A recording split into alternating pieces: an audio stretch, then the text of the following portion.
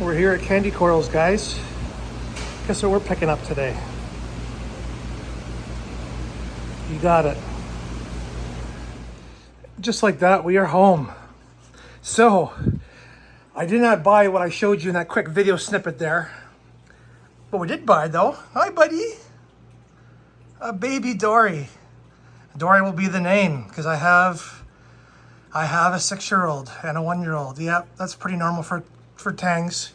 Blue tangs do that. When they're scared, they low on their sides a lot. Yeah, so he's fine.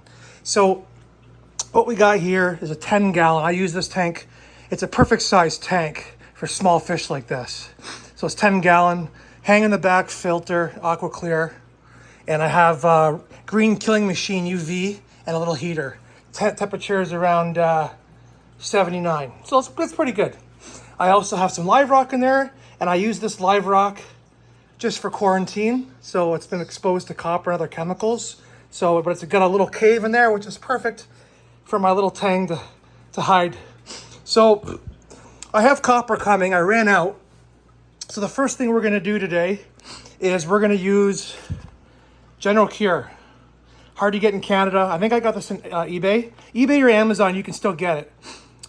So what it is, it's Metro and Prazinquatel. It's like Prazipro, basically. So hole in the head, swollen abdomen, flukes, any internal parasites, things like that. So what's great about that is each packet does 10 gallons. Rip the packet up, dump it in the water, let it mix.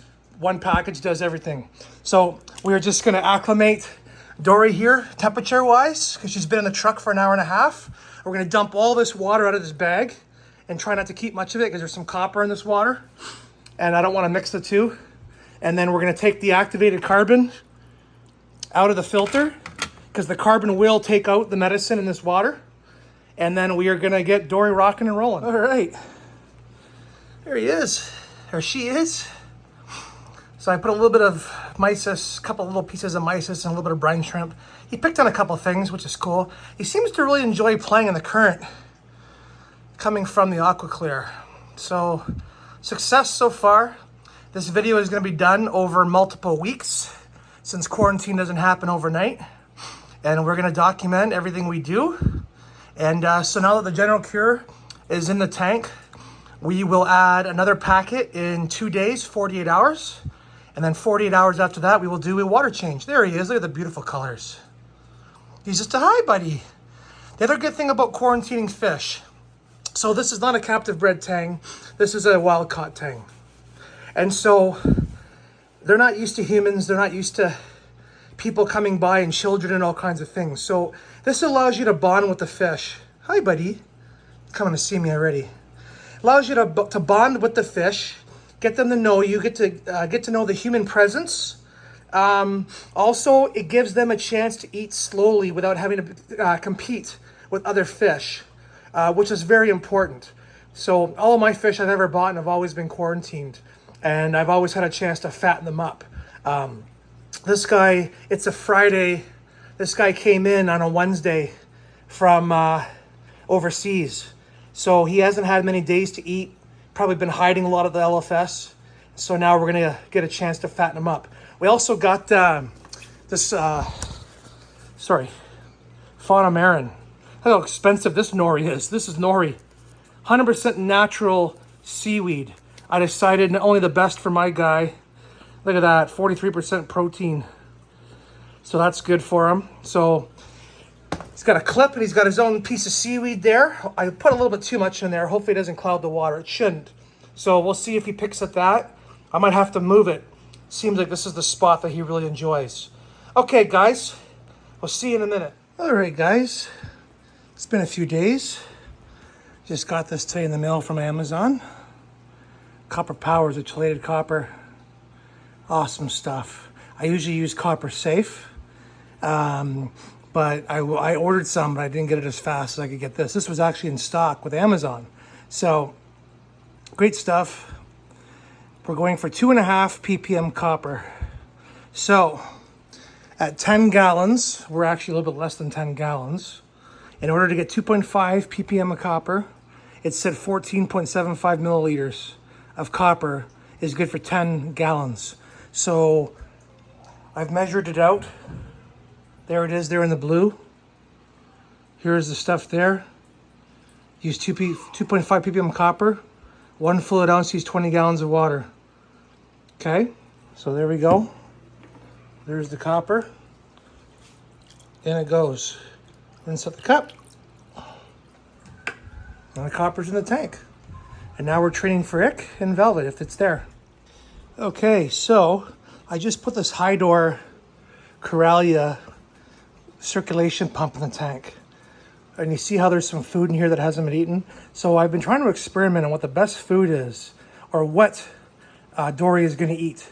Because very young blue tangs are very picky.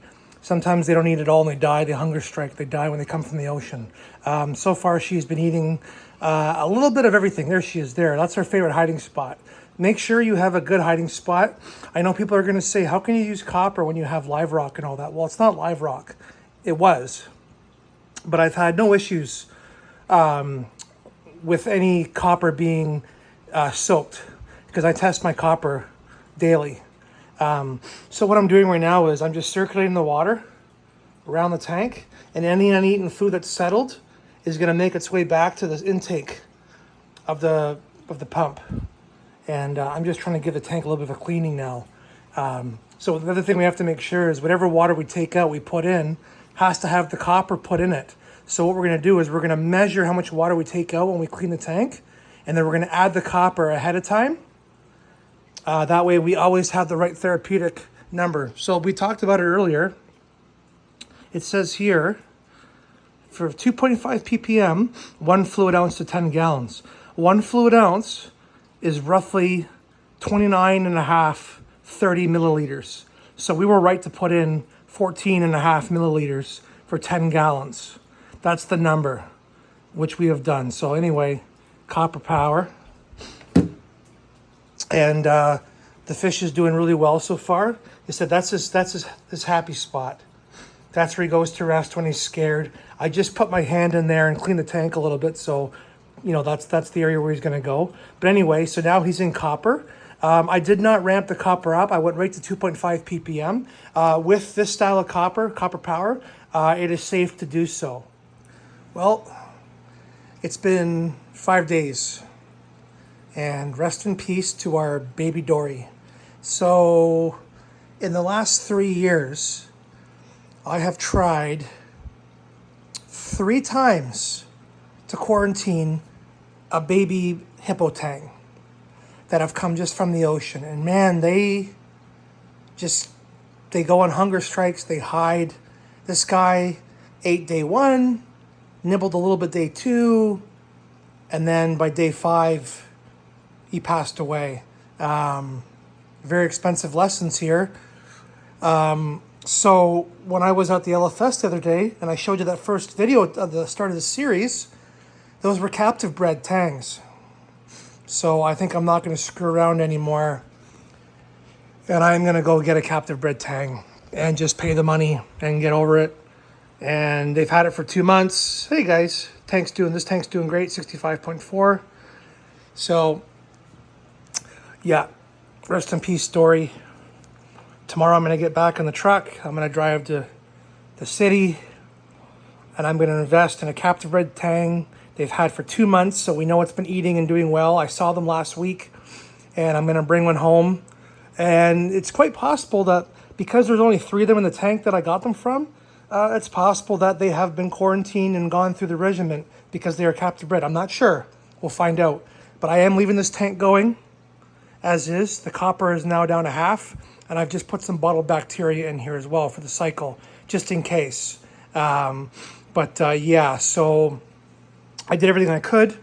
There was no way I was going to take a fish that just came from the ocean and put it in a tank like this that's had everything quarantined and is doing perfect. Not going to do that.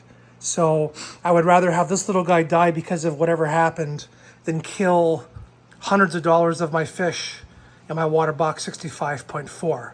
So we move on, and hopefully my daughter doesn't come down here today to see her fish is dead, but hopefully she'll have a surprise tomorrow.